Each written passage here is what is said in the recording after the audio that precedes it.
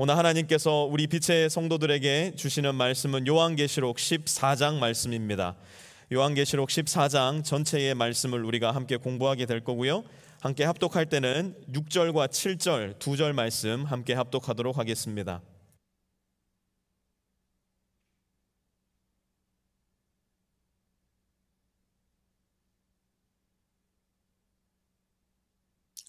요한계시록 14장 6절과 7절 찾으신 분들은 가정의 교회들도 또 현장에서 함께 예배드리는 모든 선원님들도 자리에 다 일어나셔서 우리 두 절 말씀 한 목소리로 함께 읽도록 하겠습니다. 시작.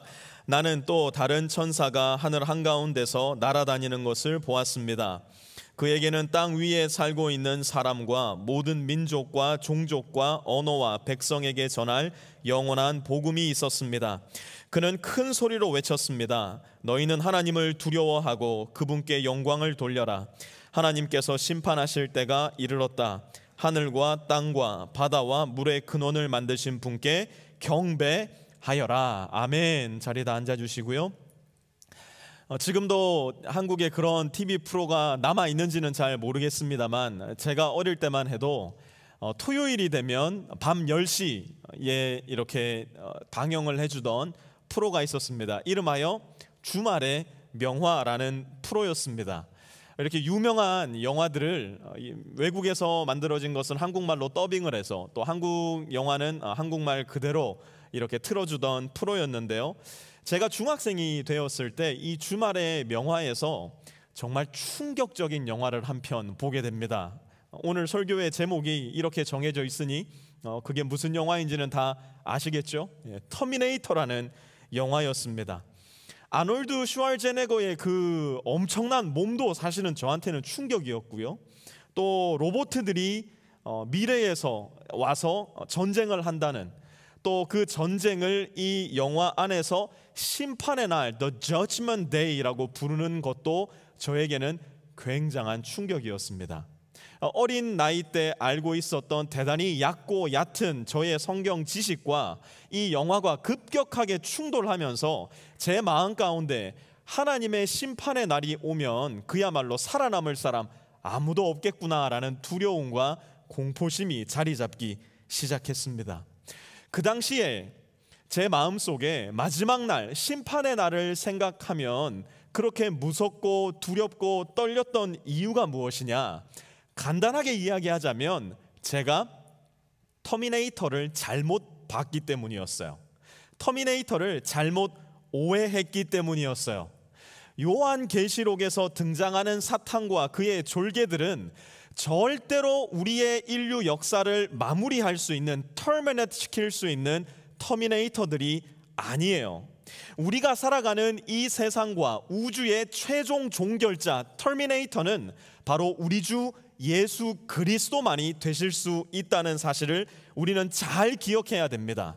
그리고 예수님께서 종결하시는 이 인류의 종결은 우리가 생각하는 마지막이 아니라 오히려 새하늘과 새 땅을 시작하는 시작점이 될 수 있다는 것도 우리는 잘 기억해야 합니다. 그렇기 때문에 우리가 지금 공부하고 있는 이 요한계시록은 사실 차근차근 신중하게 공부해 나가기만 한다면 온통 하나님의 약속과 보호하심과 돌보심에 대한 이야기라고 우리는 볼 수 있을 겁니다. 그런데 이 책을 언뜻 봐버리니까 이 책을 잘못 해석한 여러 다른 해석들을 듣게 되다 보니까 우리 마음이 두렵게 되고 무섭게 되고 떨리게 될 때가 참 많이 있는 것 같아요. 지난주 본문과 오늘의 말씀도 언뜻 잘못 보면 온통 무섭고 두렵고 떨리는 내용 번복입니다. 지난주 배웠던 13장의 말씀 기억하십니까? 적 그리스도와 그를 따르는 사람들, 그들에게 표를 받은 사람들, 666이라는 숫자로 대표되는 이 무시무시한 존재들의 출현과 이들이 신자들에게 가하는 박해의 소식들을 들었을 때 우리 마음은 자연스럽게 두렵고 떨릴 수밖에 없는 것 같아요. 오늘 본문 말씀도 마찬가지입니다. 14장 8절 한번 보셔요. 무너졌다, 무너졌다. 큰 도시 바벨론이 무너졌다. 바벨론은 자기 음행으로 빚은 진노의 포도주를 모든 민족에게 마시게 한 도시다. 시작부터 만만치가 않아요. 무너졌대요. 그것도 2번이나 무너졌어요. 무슨 얘기일까요? 완전히 무너져 버렸다는 이야기입니다. 진노의 포도주를 마시게 될 거래요. 이 바벨론에 대한 이야기는 우리가 요한계시록 18장에 가서 더 자세하게 다루겠지만 언뜻만 보아도 뭔가 심상치 않은 심판이 다가오고 있다는 무서운 말씀임에 틀림없는 것 같아요. 10절도 한번 보십시오. 하나님의 진노의 포도주를 마실 것이다. 그 포도주는 물을 섞어서 묽게 하지 않고 하나님의 진노의 잔에 부어 넣은 것이다. 또 그런 잔은 거룩한 천사들과 어린 양 앞에서 불과 유황으로 고통을 받을 것이다. 또 이 말씀 한번 잘 보세요. 하나님의 진노의 포도주, 진노의 잔, 불과 유황의 고통. 이런 말씀을 들으면서 불안하지 않을 수 있는 사람 많이 없을 것 같아요. 11절 말씀도 한번 보세요. 그들에게 고통을 주는 불과 유황의 연기가 그 구덩이에서 영원히 올라올 것이며 그 짐승과 짐승 우상에게 절하는 자들과 또 그 이름의 표를 받는 자는 누구든지 밤에도 낮에도 휴식을 얻지 못할 것이다. 여러분, 사람이 언제 절망하게 됩니까? 우리는 언제 마음속에 깊은 절망감을 느끼게 됩니까? 소망이 없을 때 우리는 절망합니다. 지금 우리가 겪고 있는 이 팬데믹 상황, 코비드-19 사태 속에서 많은 사람들이 절망과 우울감을 느낀다고 합니다. 그 이유가 뭐예요? 이 코비드-19 사태가 언제 끝날지에 대한 소망이 없다 보니까 우리 마음속에 깊은 절망이 찾아올 때가 있는 것 같아요. 여러분, 지옥이 왜 지옥인 줄 아십니까? 11절 다시 한번 보세요. 불과 유황의 연기가 그 구덩이에서 어떻게 올라온다고요? 영원히 올라올 것이며 밤에도 낮에도 휴식을 얻지 못할 것이기 때문에 지옥은 가장 절망적이며 영원히 절망적일 수밖에 없는 장소예요. 언제 쉼이 올 수 있을까? 언제 구원이 있을까? 전혀 소망할 수 없는 곳, 영원한 소망이 끊어진 곳. 쉽지 않은 말씀이에요. 정말 쉽지 않은 말씀이에요. 18절에서 20절 말씀도 한번 보세요. 날이 선 그 낯을 대어 땅에 있는 포도나무에서 포도송이를 거두십시오. 포도가 다 익었습니다. 그래서 그 천사가 낯을 땅에 휘둘러 땅에 포도를 거두어서 하나님의 진노의 큰 포도주를 만드는 술틀에다가 던졌습니다. 술틀은 성 밖에 있었는데 그것을 밟아 누르니 거기에서 피가 흘러 나왔습니다. 마지막 하나님의 심판의 날, 하나님은 끝까지 하나님을 부인하고 하나님께 돌아오지 않는 사람들을 심판하실 거예요. 스스로 그 길을 가기로 결정한 사람들의 생각과 뜻을 하나님은 무시하지 않고 존중해 주실 거예요. 그리고 그들에게 그들의 죄값을 직접 물으실 거예요. 우리는 이렇게 생생하고도 비참한 최후 심판의 날에 대한 요한의 환상을 읽고 묵상하면서 쉽사리 마음의 불안과 공포와 두려움을 느끼게 됩니다. 그러나 동시에 우리가 요한계시록을 공부해 나가면서 주의 깊게 살펴야 할 것은 두려움과 불안 그리고 어둠 속에 여전히 피어나고 있는 작지만 강한 불빛이 숨어 있다는 사실입니다. 절망 속에 웅크리고 있는 소망이 있다는 사실을 우리는 요한계시록에서 발견할 수 있어야 되고요. 더 나아가서 죽음 안에 웅크리고 있는 힘 있는 생명의 씨앗이 존재하고 있다는 사실을 요한계시록에 존재하는 말씀을 통해서 우리는 기억해야 돼요. 우리를 집어삼키려고 하는 죽음이 터미네이터가 결코 아니고 죽음과 사탄을 집어삼키고 우리를 구원하실 진정한 터미네이터가 존재하고 있다는 사실을 우리는 요한계시록을 공부하는 가운데 기필코 발견해낼 수 있어야 되는 겁니다. 그렇다면 죽음과 사탄을 완전히 끝장내버리시고 우리를 영원한 생명으로 이끄실 이 인류 역사의 진정한 종결자 터미네이터는 누구신가? 14장 1절 한번 보십시오. 또 내가 보니 어린 양이 시온산에 서 있었습니다. 13장에 그 어둡고 침울하고 무서운 666의 그림자 바로 뒤에 누가 등장을 하는가? 어린 양이 등장을 하십니다. 13장을 가득 채우고 있었던 적 그리스도와 사단이라는 주어를 완전히 터미네이트 해버리시고 어린 양이 주어가 되어서 다시 역사 전면에 등장을 하고 계시는 겁니다. 1절 이어서 계속 보십시오. 그 어린 양과 함께 14만 4천 명이 서 있었는데 그들의 이마에는 어린 양의 이름과 그의 아버지의 이름이 적혀 있었습니다. 이 어린 양과 함께 등장한 이 사람들은 도대체 누구일까? 도대체 이들은 무엇을 하고 있는 것일까? 오늘은 이 두 가지 부분을 집중해서 살펴보면서 그 어느 때보다 더 가까이 와 있는 이 종말의 때, 우리의 마음과 생각을 두렵게 하고 무섭게 만들고 절망으로 빠지게 만드는 이 시대를 저와 여러분은 어떻게 살아가야 할까? 요한계시록 14장의 도움을 받아서 함께 공부해 보려고 합니다. 첫 번째로 여기에 기록된 어린 양과 함께 선 사람들은 이름이 적혀 있는 사람들이에요. 이들은 이름이 적혀 있는 사람들이에요. 그런데 어떤 이름이 이들에게는 적혀 있을까? 1절 말씀 다시 한번 보세요. 그들의 이마에는 어린 양의 이름과 그의 아버지의 이름이 적혀 있었습니다. 여러분, 예수님을 믿어서 거듭난 모든 신자들의 공통점이 무엇인 줄 아십니까? 우리에게는 하나님의 도장이 찍혀 있다는 사실을 우리가 잘 알고 있어야 됩니다. 하나님은 우리가 예수님을 믿어 거듭나게 되었을 때에 하나님의 성령의 도장을 우리에게 찍어 주셨어요. 에베소서 1장 13절에서 14절은 이렇게 말씀해요. 여러분도 그리스도 안에서 진리의 말씀, 곧 여러분을 구원하는 복음을 듣고서 그리스도를 믿었으므로 그 다음에 무슨 일이 일어나냐? 약속하신 성령의 날인 곧 도장을 받았습니다. 성령의 날인, 성령의 도장을 받았다는 이 말씀의 뜻이 무엇일까요? 하나님께서 복음을 듣고 예수 그리스도를 믿어서 하나님의 자녀가 된 저와 여러분에게 우리를 홀로 두신 것이 아니라 성령의 도장을 콱 찍으셔서 You are mine 이라고 말씀해 주셨다는 거예요. 우리가 하나님을 믿는다고 하면서도요, 한번 솔직하게 이야기해 볼게요.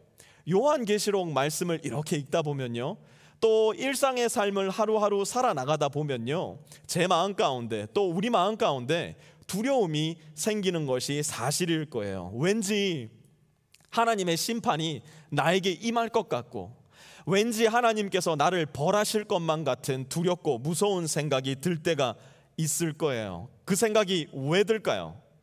우리가 하나님의 은혜로 구원받았음에도 불구하고 자꾸만 내 자신을 바라보기 때문에 그러한 생각이 듭니다. 나를 보면요, 우리는 틀림없이 이 두 갈래 길 중 한 갈래의 길을 선택하게 될 거예요. 하나는 나 스스로를 비하하고 끊임없이 정죄하는 길이에요. 아이고, 예수 믿는다는 인간이 어째 나 같은 인간이 있을 수 있을까? 사사건건 자기 자신을 물고 늘어지고 자기 자신을 정죄합니다. 또 다른 길은 무엇이냐? 자기 스스로를 한없이 높이고 계속하여 교만한 길을 선택해요. 나만만 하면 뭐 완벽하지. 내가 저 김집사보다야 훨씬 낫지. 내가 저 누구누구 형제 자매보다야 훨씬 더 낫지. 사사건건 나를 너와 비교해서 단 1cm라도 더 나를 높이 올려놓으려는 시도. 그러니 아무리 잘해봐야, 나를 중심에 놓고 하나님의 구원을 생각해버리면 잘해봐야 교만의 늪에 빠지거나 정죄의 늪에 빠져서 허우적거릴 수밖에 없는 거예요. 언제요? 내가 내 자신만을 바라볼 때. 그러니 소망이 없는 거예요. 그러나 우리 구원의 주어를 예수 그리스도에게만 두고 내가 얻은 구원의 근거를 예수 그리스도에게서만 찾아내려고 할 때 매일의 삶에 우리는 분명 실패와 좌절, 넘어짐이 있을 거예요. 그러나 그때마다 동시에 내 영혼 깊은 곳에서 샘솟아 나오는 하나님의 음성은 뭐예요? You are mine. 왜요? 성령의 도장이 우리에게 찍혔기 때문에. 사단이 우리의 마음 가운데 찾아와서 어이구 네가 그러고도 하나님의 자녀냐라고 우리를 정죄할 때에 성령의 목소리가 들리는 거예요. 뭐라고? 내가 너에게 도장을 찍었으니 you are mine. 예수님의 말씀을 한번 들어보세요. 요한복음 10장 28절. 나는 그들에게 영생을 준다. 그들은 영원토록 멸망하지 아니할 것이요 또 아무도 그들을 내 손에서 빼앗아 가지 못할 것이다. 아멘. 아버지의 이름과 아들의 이름으로 도장이 찍힌 사람들, 성령의 도장이 찍힌 사람들은 그 누구도 예수 그리스도의 손에서 우리를 빼앗아 갈 수 없다라는 예수 그리스도의 말씀이에요. 그러니 마지막 날 아무리 큰 환난이 우리를 향해 몰려온다 하더라도 성령의 도장이 찍힌 예수님을 믿음으로 말미암아 구원 얻은 우리들은 어린 양과 든든히 서 있을 수 있는 사람들이에요. 두 번째로 어린 양과 함께 선 사람들은 어떤 사람들이냐? 새 노래를 부르는 사람들입니다. 새 노래를 부르는 사람들. 2절과 3절 함께 봅니다. 그리고 나는 많은 물이 흐르는 소리와도 같고 큰 천둥 소리와도 같은 음성이 하늘에서 울려오는 것을 들었습니다. 내가 들은 음성은 검은고를 타고 있는 사람들의 노랫가락과 같았습니다. 그들은 보좌와 내 생물과 그 장로들 앞에서 새 노래를 부르고 있었습니다. 땅에서 구원을 받은 14만 4천 명 밖에는 아무도 그 노래를 배울 수 없었습니다. 여러분, 사람은요, 여기도 경험해 보신 분들 대부분이겠지만 사랑에 빠지면 대부분 새 노래와 새로운 시를 쓰게 됩니다. 카톡으로, 손편지로, 이메일로, 하다못해 식당에서 밥 먹다 말고 사랑하는 사람을 향한 새 노래가 생각이 나서, 새로운 시가 생각이 나서 막 냅킨에다가 시를 적어서 건네어 주기도 합니다. 이때 썼던 시들을 지금 와서 다시 보게 되면 뭐 손발이 오그라들기가 한도 없는 것이 사실이지만 그때 썼던 시를 지금의 내가 보면 이렇게 묻게 돼요. 이거 진짜 내가 쓴 거 맞아?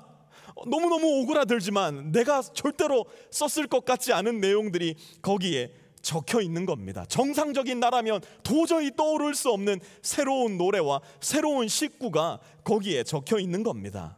그런데 우리 그리스도인들은 하나님의 사랑과 은혜를 날마다 되뇌이면서 그 사랑과 은혜가 너무 놀랍고 너무 아름답고 너무 좋아서 이렇게 하나님을 향해서 새로운 노래를 계속해서 써내려가야 되는 사람들이에요.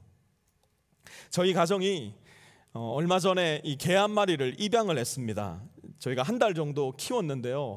이 강아지가 얼마나 이쁜지 몰라요. 저는 이제 와서야 이 강아지를 키우시고 예뻐하시는 분들의 마음을 아주 조금 이해하게 됐어요. 또 우리 애들이 이 강아지가 이뻐서 뭐 어쩔 줄을 몰라 합니다. 아침에 일어나면 뭐 아빠는 안중에도 없고 제일 먼저 강아지를 찾아갑니다. 그리고 막 이 살껍질이 벗겨질 것처럼 막 머리를 쓰다듬어 주면서 아이들이 하는 이야기가 있어요. 제가 뭐 흉내 내면 별로 아이들처럼 귀엽지는 않겠지만 한번 흉내를 내볼게요. 이 강아지가 여기 있으면 You're so cute, you're so cute. 제가 하니까 별로 안 귀엽죠. 아이들이 이 말을 뭐 계속 반복하고 또 반복하고 또 반복하는 겁니다. 왜 그럴까요? 이게 새 노래거든요. 새 노래. 말은 똑같아요. You are so cute. 그러나 시간이 지나면 지날수록 이 강아지라는 존재에게 그들이 쏟아내는 사랑과 좋아함의 깊이가 점점 더 깊어지면서 나의 마음과 입술에서 나오는 노래 You are so cute. You are so cute. 하다못해 버려질 뻔하다가 데리고 온 한 강아지에게도 이러한 새 마음과 새 노래가 생기거늘 온 우주를 만드시고 우리 자신을 만드신 하나님을 향하여 이러한 새 노래가 우리 마음과 입술에는 존재하고 있는가? 우리는 우리 마음과 입술에서 흘러나오는 하나님을 향한 노래를 점검해 볼 필요가 있어요. 그런데 또 하나 대단히 신기한 사실은 무엇이냐면요, 하나님을 향해 올려드리는 우리 마음과 입술의 이 새 노래는 참 재미있게도 나 혼자서는 잘 안 된다는 거예요. 나 혼자만 있으면 하나님을 향한 이 새 노래가 잘 나오지가 않아요. 하나님은 그래서 우리에게 이렇게 하라고 명령하셨어요. 에베소서 5장 19절 한번 보십시오. 우리 한번 같이 읽어볼게요. 시작. 시와 찬미와 신령한 노래로 서로 화답하며 여러분의 가슴으로 주님께 노래하며 찬송하십시오. 아멘. 여기에 우리 기독교의 신비가 있습니다. 모든 다른 종교는요, 나 홀로 신자가 가능한 종교 체계를 가지고 있어요. 그런데 예수님을 믿고 신앙하는 우리 믿음 안에서는요, 나 홀로 신자가 존재할 수 없게 돼요. 우리는 예수님을 믿어서 새롭게 거듭나는 순간 하나님의 자녀로 입양됨과 동시에 예수 그리스도인 머리를 모시고 한 몸으로서 함께하게 되는 새로운 존재로 빚어지기 시작하기 때문이에요. 그래서 한 몸으로서 올바로 기능을 하기 위해 저와 여러분은 시와 찬미와 신령한 노래로 서로에게 화답하고 노래하고 찬송해야 할 임무를 부여받게 된 거예요. 예수 그리스도와 함께 서 있는 사람들은 어떤 사람들인가? 나 홀로 독야 청청하리라 말하면서 나만 예수 잘 믿으면 되지, 내 옆에 있는 사람이 무슨 상관이냐 이야기하는 사람이 아니에요. 새 노래를 주님께 끊임없이 불러드리되 나 홀로 찬양이 아니라 나와 함께 있는 지체와 함께 하나님께 올려드리는 찬양, 우리가 함께 부르는 찬양으로 하나님께 나아가는 사람들, 우리에게는 이러한 찬양이 있습니까? 우리 삶에 행하신 하나님의 기막힌 역사를 기념하면서 너에게 그 하나님을 자랑하는 찬양, 지금 내가 사망의 음침한 어둠의 골짜기를 걷고 있을지라도 이 어둠의 골짜기에서도 하나님 함께 하신다는 믿음의 노래를 서로에게 고백할 수 있는 찬양, 우리 부부 사이에, 자녀와 부모 사이에, 형제와 자매, 신자들 사이에 서로를 향해 불러주는 이러한 찬양이 우리에게 존재하는가? 이 마지막 시대를 살아가는 저와 여러분은 신중하게 우리 마음과 입술에 이 노래를 점검해야 할 겁니다. 세 번째로, 마지막 때 어린 양 예수와 함께하는 사람들은 어떤 사람들인가? 어디든지 따라다니는 사람들이 마지막 날 어린 양과 함께하는 사람이에요. 4절 함께 보십시오. 그들은 어린 양이 가는 곳이면 어디든지 따라다니는 사람입니다. 그들은 누구라고 말씀합니까? 어린 양이 가는 곳이면 어디든지 따라다니는 사람들. 자, 그렇다면 물어야죠. 어린 양이 가는 곳을 우리가 무슨 수로 알고 그 어린 양 예수를 날마다 따라간단 말입니까? 그 어린 양 예수를 어디든지 따라가고 싶지만 알지를 못하는데 어떡합니까? 그래서 그분은 우리에게 이렇게 말씀하셨어요. 히브리서 1장 1절 보세요. 하나님께서 옛날에는 예언자들을 통하여 여러 번에 걸쳐 여러 가지 방법으로 우리 조상들에게 말씀하셨으나 이 마지막 날에는 아들을 통하여 우리에게 말씀하셨습니다. 이 마지막 날에는 어떻게 우리에게 말씀하셨다고요? 아들을 통해서. 이 말씀은 완결된 계시인 우리가 가지고 있는 성경을 통해서 우리에게 말씀해 주신다는 이야기예요. 그런데 여러분, 우리가 잘 기억해야 될 게 있어요. 우리에게는 이 성경책 자체가 중요한 게 아니에요. 이 성경책 자체가 우리에게 우상이 되어서는 결코 안 될 거예요. 그러면 무엇을 해야 됩니까? 이 성경을 통해서 이 성경이 우리에게 보여주고자 하는 그 대상, 이 성경이 우리에게 목소리를 높여서 만나야 된다라고 하는 그 대상을 우리가 만나고 있는가? 이 성경을 통해서 너희가 알아야 된다고 하는 그 어린 양 예수 그리스도를 우리가 알고 있는가? 여러분, 성경을 읽을 때 내가 단순히 오늘 성경을 읽었다는 것에 만족하시는 분들 계시죠? 저도 그럴 때가 있어요. 오늘 성경 2시간 읽었으니까 목사로서 이만하면 됐지라는 생각이 들 때가 정직하게 있어요. 그러나 우리가 성경을 그렇게만 읽는다면 우리는 성경을 우상화한 사람들일지도 몰라요. 성경을 읽을 때마다 우리가 기억하고 되뇌어야 되는 질문, 오늘의 말씀을 통해서 나는 예수 그리스도를 만났는가? 오늘의 말씀을 통해서 나는 예수 그리스도를 아주 조금이라도, 비록 손톱 손끝만이라도 예수님을 닮고 있는가? 우리는 성경을 읽으며 늘 그 질문을 마음속에 되뇌어야 될 거예요. 성경 말씀을 통해서 우리는 그분의 목소리를 듣게 되기 때문이에요. 요한복음 10장 3절에서 4절은 이렇게 말씀합니다. 문지기는 목자에게 문을 열어주고 양들은 그의 목소리를 알아듣는다. 그리고 목자는 자기 양들의 이름을 하나하나 불러서 이끌고 나간다. 자기 양들을 다 불러낸 다음에 그는 앞서서 가고 양들은 그를 따라간다. 같이 한번 읽습니다. 시작. 양들이 목자의 목소리를 어떻게 했다고요?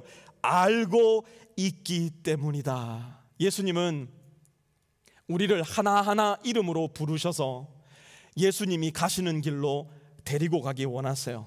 그런데 여기에서 또다시 한번 우리의 오해가 생깁니다. 예수님은 나를 푸른 초장으로만 인도하실 거야.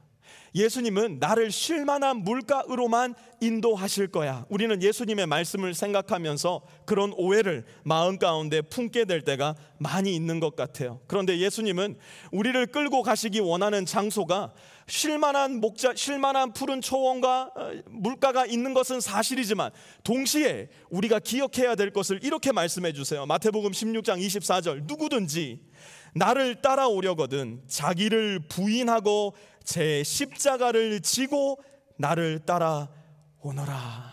예수님께서 나를 인도하시는 곳, 예수님께서 나를 이끄시는 곳은 필연적으로 내가 짊어져야 할 십자가가 있는 곳이에요. 십자가를 진다고 생각하니까 우리는 또 쉽사리 교회를 떠올리게 됩니다.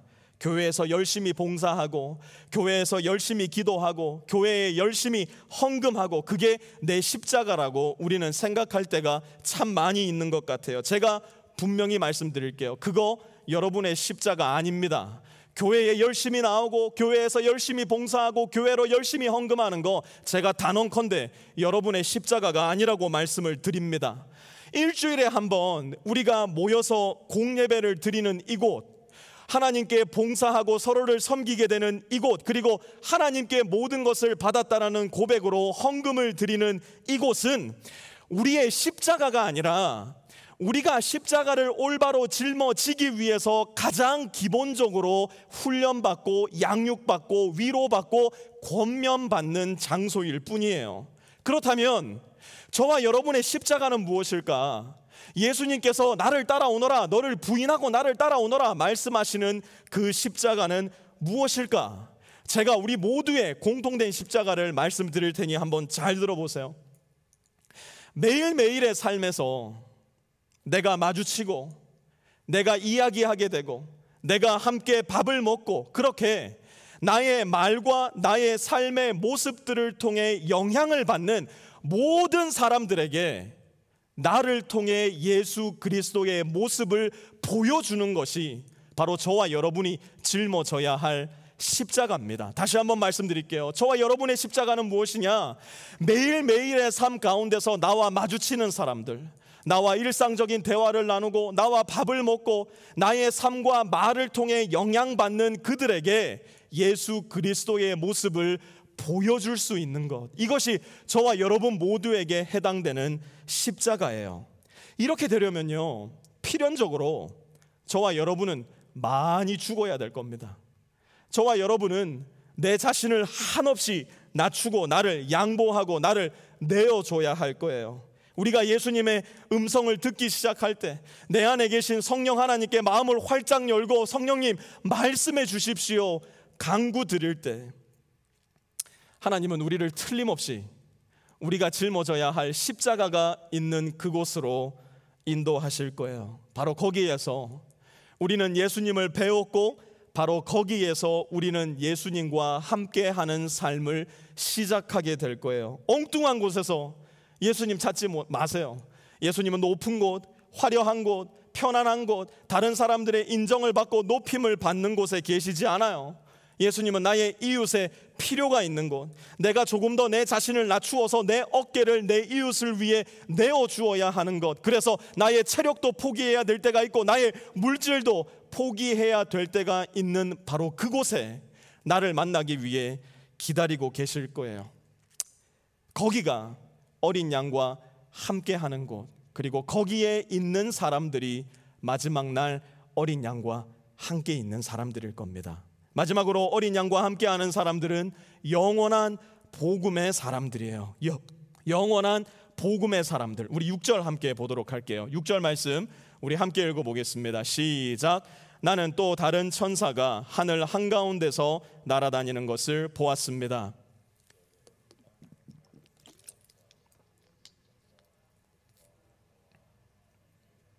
영원한 복음이 있었습니다. 여러분, 우리가 지금 요한계시록이라는 책을 공부하고 있지 않습니까?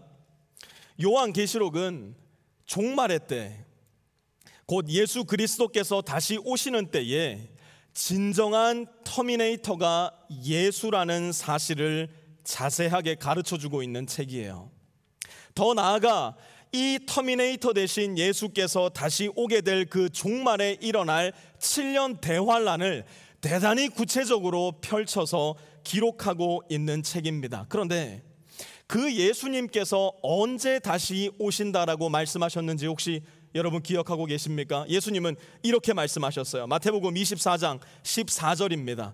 이 하늘나라의 복음이 온 세상에 전파되어서 모든 민족에게 증언될 것이다. 그때에야 끝이 올 것이다. 언제 끝이 온다고 예수님 말씀하셨어요? 이 하늘나라의 복음이 온 세상에 전파되어서 모든 민족에게 증언될 때.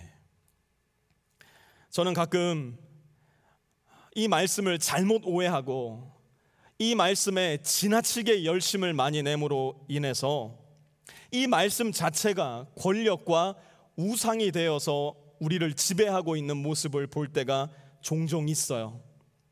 이 말씀 자체가 우상이 되면 어떤 일이 일어나느냐? 복음을 전하기 위해서 사랑을 저버리게 될 때가 참 많이 일어나게 됩니다. 이 복음을 온 세계에 전해서 빨리 하나님 나라를 오게 하려는 열망이 너무나 지나치다 보니 복음을 전하는데 막 싸웁니다. 복음을 전하다 말고 당신 내 말 안 믿고 그렇게 살다가 지옥이나 가버릴 거야. 막 복음을 전하는데 저주가 함께 쏟아져 나오게 되는 경우를 보게 돼요. 왜 이런 일이 일어납니까? 내가 복음의 주어가 되어서 나를 통해서 너를 반드시 구원해내고야 말겠다는 그 야망, 나를 통해서 반드시 하나님 나라를 하루라도 빨리 이 땅 가운데 임하게 하겠다라는 그 야망이 내가 전하는 복음의 동기 안에 들어있기 때문에 그래요. 또 전혀 반대 방향의 야망과 교만의 모습이 있습니다. 복음을 전하다가 내가 너에게 망신을 당하거나 내가 너의 질문이나 변론에 대해 올바르게 반응하지 못해서 내가 무시당하는 일이 생기느니 차라리 내 입을 가로막고 복음 안 전하고 말겠다. 또 똑같이 나를 주어로 세워놓았을 때 일어나는 교만한 현상인 것 같아요. 복음을 전할 때 우리는 복음의 내용도 잘 알아야 하겠지만 복음을 전하는 우리의 태도에 대해서도 깊이 있게 생각해 보아야 할 것입니다. 복음의 주어는 내가 아니라 예수님이세요. 복음을 능력의 다이나마이트로 만드는 주제는 나의 허연란한 언변이나 지식이 아니라 오직 성령님의 능력에 있어요. 그리고 복음을 통해 궁극적으로 영광을 받는 존재는 이야 당신 복음 정말 잘 전하네요 라는 칭찬에 내가 아니라 삼위일체 한 분 하나님밖에는 안 되신다는 사실을 잘 기억해야 돼요. 그럼 우리 누굽니까? 우리는 그 복음을 성실하고 정중하고 신실하게 나르는 복음의 일꾼들이에요. 하나님은 굳이 이 일을 연약하고 연약한 저와 여러분을 통해서 하시기로 작정하신 거예요. 그래서 우리는 그 복음을 정중하고 신실하고 정직하게 나르는 역할을 잘 감당해야 됩니다. 우리가 보고자 하는 것은 내가 전한 복음으로 말미암아 네가 구원받는 것, 당연히 그것에 대한 기도와 마음의 소원함이 있어야 되지만 나의 열심과 나의 노력만으로 그것이 안 된다는 사실을 우리는 동시에 인정해야 돼요. 내가 전한 복음으로 말미암아 교회에 부흥이 일어나게 해야지 좋은 생각입니다만 그건 역시도 우리 마음의 열정이 되어서는 안 될 거예요. 왜요? 우리는 복음의 주어도 아니고 복음의 능력도 아니고 복음의 영광도 아니기 때문이에요. 그렇기 때문에 우리에게 필요한 것은 백투 제루살렘 운동이 아니에요. 선교 한국 만들고 선교 강국 대한민국을 만드는 것도 어쩌면 우리가 할 일은 아닐 거예요. 우리의 할 일은 한 번 복음 전하고 다시는 안 보게 될 무명과 익명의 사람들에게 그야말로 아무도 모르는 말을 내 마음대로, 내 마음에 있는 열정대로 내뱉는 그 말이 아니라 오히려 내 삶 속에서 너라고 불리는 인격체 한 사람 한 사람에게 계속해서 내 삶과 내 말로서 이 영원한 복음을 전하는 일일 거예요. 지구 반대편 아프리카 사람들에게는 그렇게 정중하고 세련된 모습으로 복음을 전할 수 있으면서 내 집에서 함께 살고 있는 내 아내와 남편, 내 자녀들에게 10년이 지나고 20년이 지나도 복음 한마디를 선포해내지 못한다고 한다면 어쩌면 우리는 거짓말쟁이일지도 몰라요. 때때로 하나님은 우리를 먼 곳으로 보내실 때도 있을 거예요. 저는 우리 교회가 그 먼 곳에서의 선교를 잘 감당하는 교회, 하나님께서 그런 능력을 주셔서 그런 사역도 감당할 수 있는 교회가 되기를 바라고 기도하고 있어요. 그때 보내심을 받는 사람들은 거기에서 성실하게 쓰임받으면 될 겁니다. 그러나 저와 여러분 모두가 그 누구 하나 핑계하지 못하고 해당될 우리 복음의 전파지, 나의 선교지, 그곳은 5년 혹은 10년에 한 번 가게 되는 저 밀림과 사막지대가 아니라 매일매일 마주하는 내 가족이 있는 우리 집이고, 매일매일 갈등하게 되는 내 직장 동료가 있는 나의 회사일 것이며, 매일매일 나와 함께 마시고 먹으며 웃고 떠드는 나의 친구들이 있는 나의 사교 장소일 것이에요. 우리는 바로 그곳에서 바로 그들에게 내가 이름으로 알고 있는 그 인격체 한 사람 한 사람에게 영원한 복음을 전하라 부름받은 존재들이에요. 우리는 그런 면에 있어서 그 누구 하나 막론할 것 없이 하나님으로부터 부름받은 우리 삶의 현장의 선교사, 이 영원한 복음을 전할 의무와 특권과 영예를 가지고 있는 하나님 나라의 선교사일 거예요. 1.1획도 바뀌지 않고 마지막까지 사라지지도 빛이 발하지도 않을 이 영원한 복음을 전하는 사람들, 마지막 때에 진정한 역사의 종결자 되시는 어린 양 예수 그리스도와 함께 서 있는 사람들이 될 것이에요. 터미네이터 시리즈 영화 중에 가장 많은 사랑을 받았던 작품은 아마 두 번째 영화가 아닐까 싶습니다. 저는 이 터미네이터 2를 한 10번도 더 본 것 같아요. 그런데 믿으실지 모르겠지만 이 터미네이터 2를 볼 때마다 제 눈에서 눈물이 흐르게 하고 어깨가 들썩이면서 나를 울먹이게 하는 장면이 있으니 바로 마지막 장면이에요. 주인공인 사라 코너와 존 코너를 두고 이제 나쁜 터미네이터를 물리치고 착한 터미네이터가 자기 자신도 죽어야만 이 미래 전쟁이 끝날 거라면서 불구덩이 속으로 자기 자신을 던져놓습니다. 알고 보면요, 이 터미네이터가요 되게 성경적이에요. 근데 이 터미네이터가 불 속으로 쫙 들어가면서 울고 있는 사라 코너와 존 코너를 보면서 뭐라고 합니까? 엄지손가락을 탁 들면서 불 속으로 사라지며 이렇게 말합니다. I'll be back. 종말을 생각할 때 여러분 두려우셔요? 종말을 생각할 때 여전히 절망적이십니까?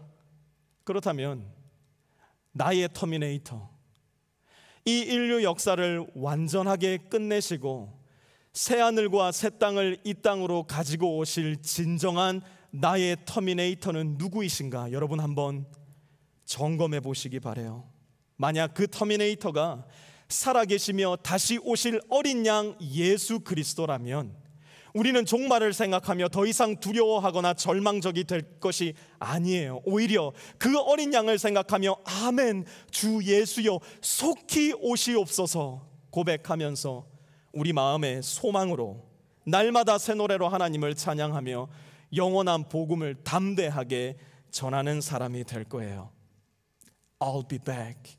이것은 영화 속 터미네이터의 이야기가 아니라 진정한 역사의 종결자 되신 우리 주 예수 그리스도의 말씀이에요. 예수님은 약속하신 대로 다시 오실 것이며 예수님은 약속하신 대로 우리를 위협하는 가짜 종결자의 끝을 내버리시고 저와 여러분을 영원한 생명으로 반드시 이끌어내실 거예요. 이 예수님을 믿어야 우리는 죽음을 딛고 영원한 생명의 영광 속으로 들어가게 될 겁니다. 다른 길은 없습니다.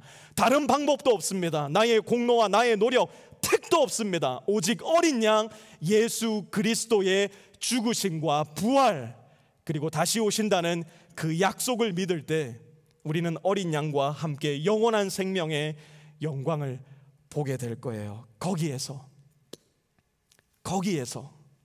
우리 모든 빛의 성도님들이 기어코 기필코 반드시 다시 만나게 되기를 우리 주 예수 그리스도의 이름으로 간절한 마음을 가지고 여러분 모두에게 축원을 드립니다.